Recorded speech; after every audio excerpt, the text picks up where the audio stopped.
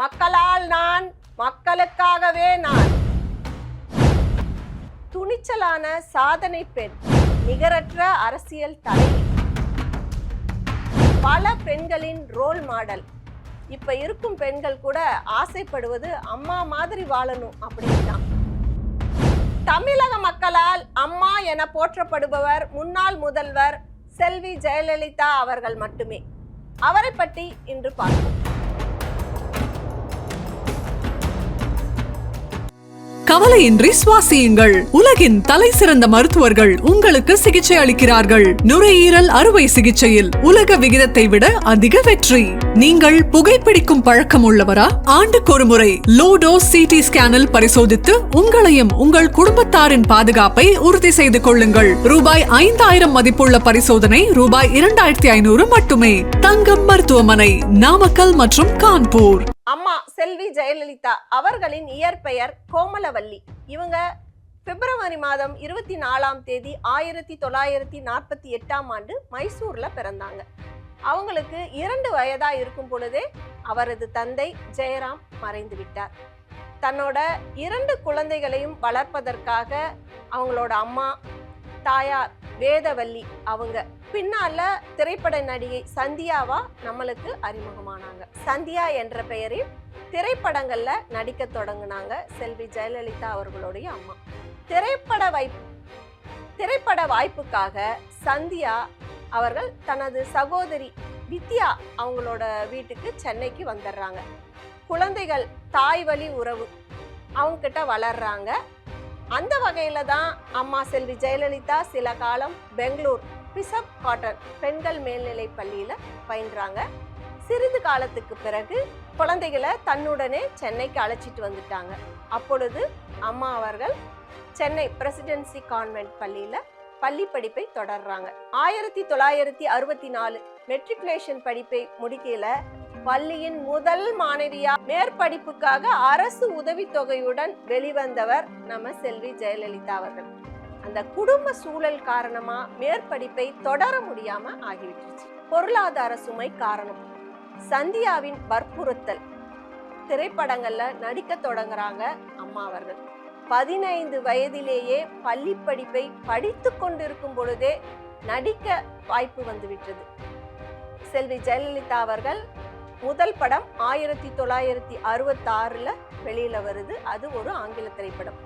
ஆனா திரைப்படமா வெளிவந்த வகையில 1964 வெளிவந்த கன்னட படம் அதுதான் முதல் படமா நம்மளுக்கு சொல்லப்படுது. தொடர்ந்து தமிழ்ல வெந்நீராடை அந்த படத்துல அறிமுகமாகறாங்க. 1965 அம்மா அவர்கள் நடித்து வெளிவந்து அதனை தொடர்ந்து அதே ஆண்டில் அவரது தெலுங்கு அறிமுகமும் மனசுல மமதலு அந்த படம் வெளிவருது. வெந்நீராடை திரைப்படத்தை அம்மா அவர்களுடைய நடிப்பை அப்பதான் நம்ம புரட்சி தலைவர் எம்ஜிஆர் பார்க்கிறாரு. உடனே 1000ல் ஒருவன் அந்த படத்துல தனக்கு ஜோடியா அம்மாவை தேர்ந்தெடுத்துறாரு. 1965 வெளிவந்த திரைப்படம் அந்த படம் மகத்தான வெற்றி பெற்றது. தொடர்ந்து 5 ஆண்டுகள் இந்த ஜோடி தமிழ் திரை உலகில் அசைக்க முடியாத காதல் ஜோடியா வலம் வந்தது. 1970 எம்ஜிஆர் தனக்கு ஜோடியா அடுத்தடுத்து வேற புது கதாநாயகிகளை அறிமுகப்படுத்தலாம் அப்படின்னு முடிவெடுத்து வேற கதாநாயகிகளோட நடிக்கிறாரு. இந்த இணைக்கு முற்றுப்புள்ளி வைக்கப்பட்டது அந்த காலகட்டம்னு சொல்லலாம். அந்த இடைவேளையில தான் ஜெயலலிதா அவர்கள் தெலுங்கு நடிகர் சோபன் பாபு அவரோட நட்பு ஏற்படுது. தெலுங்குல அப்பொழுது அவர் பிரபலமா இருந்தாரு. தெலுங்கில் காதல் நாயகன் அப்படின்னு சொல்லலாம் சோபன் பாபு. மீண்டும் 1981 எம்ஜிஆரோட உறவு புதுப்பிக்கப்படுது. அப்பொழுது எம்ஜிஆர் அவர்கள் புதிதா கட்சி தொடங்குறாங்க. ஒரு தேர்ந்த அரசியல்வாதியா தன்னை முன்படுத்திக்கிறாரு. அந்த தனது கட்சியில அம்மாவையும் இணைச்சிக்கிறாரு. 1983 அம்மா ஜெயலலிதா அவர்கள் அதிமுகவின் கொள்கை பரப்பு செயலாளரா ஆக்கி அழகு பார்த்தார் புரட்சி தலைவர் எம்ஜிஆர். அதை அடுத்து ஒரு மாதத்திலே திருச்செந்தூர்ல இடைத்தேர்தல் வந்தது. அந்த பிரச்சாரம் அந்த பொறுப்பு முழுவதுமே அம்மா ஜெயலலிதா கையில ஒப்படைக்கப்பட்டது. எம்ஜிஆர் அவர்களுக்கு சூறாவளி பிரச்சாரம் செய்து அந்த தேர்தலில் அதிமுகவின் வெற்றிக்கு மிகப்பெரிய காரணமா இருந்தவங்க அம்மா ஜெயலலிதான்னு சொல்லலாம். அதற்கு பரிசா நம்ம எம்ஜிஆர் என்ன பண்ணாரு, ராஜ்யசபா உறுப்பினரா டெல்லிக்கே அனுப்பிச்சிட்டாரு நம்ம ஜெயலலிதா அம்மாவை. 1989 தமிழக சட்டமன்ற தேர்தல் வெற்றி பெற்ற உறுப்பினராகும் வரை ஜெயலலிதா அவர்கள் அந்த பதவியிலே தொடர்ந்தாங்க. எம்ஜிஆர் அவர்கள் மரணத்தின் போது அம்மா அவர்கள் நிலை வெளிப்பார்வைக்கு சாந்தமா இருந்தாலும் அவர் அடுத்து என்ன செய்ய போகிறோம் என பெரும் குழப்பத்திலே இருந்தாங்க.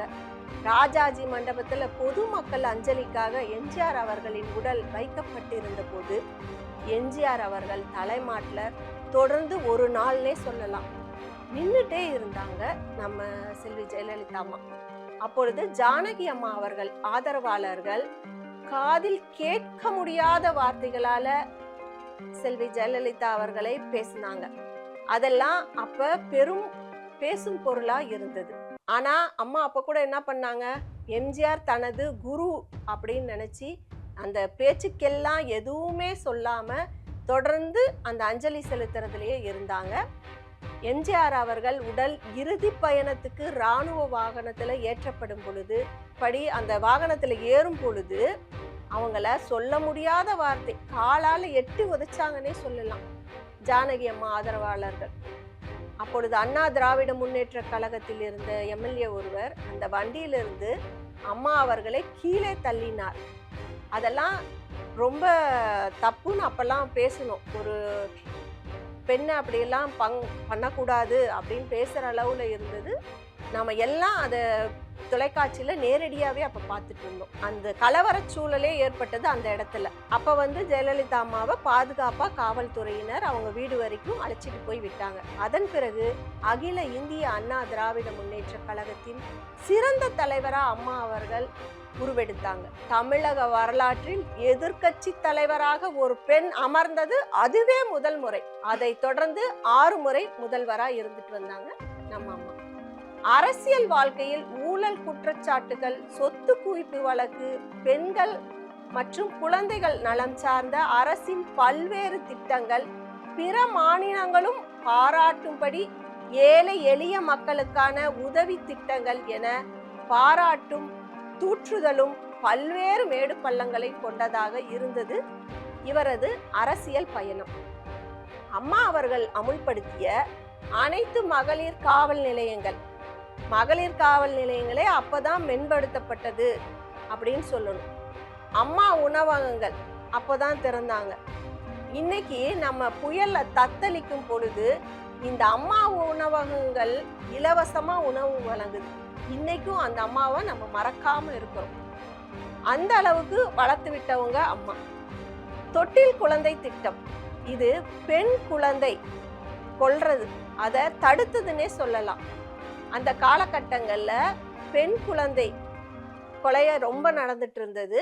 அதை இந்த தொட்டில் குழந்தை திட்டத்தின் மூலமா அந்த குழந்தைகளெல்லாம் அம்மா ஜெயலலிதா அவர்களே அம்மாவா இருந்து வளர்த்துனாங்க. அது எவ்வளோ குழந்தை வேண்டாம் அப்படின்னு நினைக்கிறவங்க கூட தொட்டில் குழந்தை திட்டத்துல டைரக்டாவும் கொடுத்தாங்க. இல்லைன்னா அந்த குழந்தை வளர்க்கும் இடத்துல வாசல்ல போய் போட்டுட்டு போறது அந்த மாதிரி எல்லாமும் பண்ணாங்க.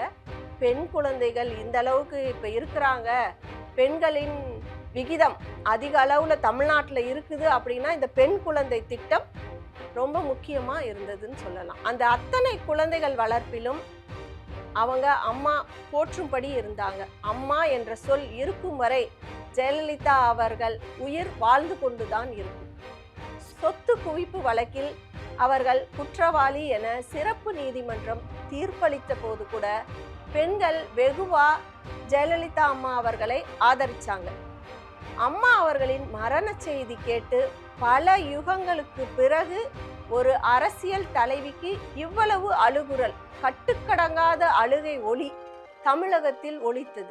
அம்மா அவர்களை பற்றி சொல்ல வேண்டும் என்றால் அவர் எடுக்கும் முடிவு அடிமட்ட தொண்டன் வரை சென்றடையும். ஒரே சொல் ஒரே செயல் என்பதற்கு ஏற்ப வாழ்ந்து காட்டியவர் தான் செல்வி ஜெயலலிதா அம்மா அவர்கள். துணிச்சலான சாதனை பெண், நிகரற்ற அரசியல் தலைவி, பல பெண்களின் ரோல் மாடல். இப்ப இருக்கும் பெண்கள் கூட ஆசைப்படுவது அம்மா மாதிரி வாழணும் அப்படின்னு தான். அவரோட வசீகரம் அது யாராலும் தர முடியாது. பார்த்துட்டே இருக்கலாம் அப்படின்னு தான் தோணும் அம்மாவை பார்க்கும்போது. அதுவும் அந்த தேர்தல் பிரச்சாரத்துக்கு வரும்போது அந்த ஃபோக்கஸ் லைட் போட்டு அவங்க முன்னாடி உட்காந்துட்டு இருக்கும் போது பார்க்கும்போது இன்னும் கொஞ்ச நேரம் அவங்கள பார்க்கலாம் அப்படின்னு அவங்க வசீகர அழகு நம்மளை ஈர்க்கும். அம்மா ஜெயலலிதா அவர்கள் இன்னும் சிறிது காலம் நம்முடன் இருந்திருக்கலாம் அப்படின்னு தான் தோணுது. இருந்தாலும் அவர் செய்த நற்செயல்கள், அவரை ரோல் மாடலாக எடுத்துக்கொண்டு வளரும் குழந்தைகள் அந்த அளவுக்கு எதிரிகளை அடக்கி ஆளும் தன்மை பெற வேண்டும்.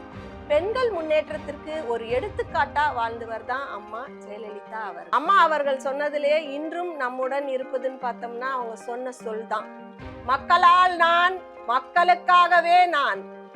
செய்வீர்களா? நீங்கள் செய்வீர்களா? அதெல்லாம் அம்மாவை நினைச்சோன்னா நம்ம கண்ணு முன்னாடி வர்றது. இது போன்ற தகவல்களுக்கு கிங் வாய்ஸுடன் இணைந்திருங்கள். நன்றி.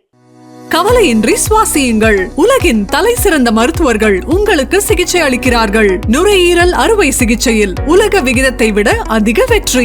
நீங்கள் புகைப்பிடிக்கும் பழக்கம் உள்ளவரா? ஆண்டுக்கு ஒரு முறை லோ டோஸ் சிடி ஸ்கேனில் பரிசோதித்து உங்களையும் உங்கள் குடும்பத்தாரின் பாதுகாப்பை உறுதி செய்து கொள்ளுங்கள். ரூபாய் 5000 மதிப்புள்ள பரிசோதனை ரூபாய் 2500 மட்டுமே. தங்கம் மருத்துவமனை, நாமக்கல் மற்றும் கான்பூர்.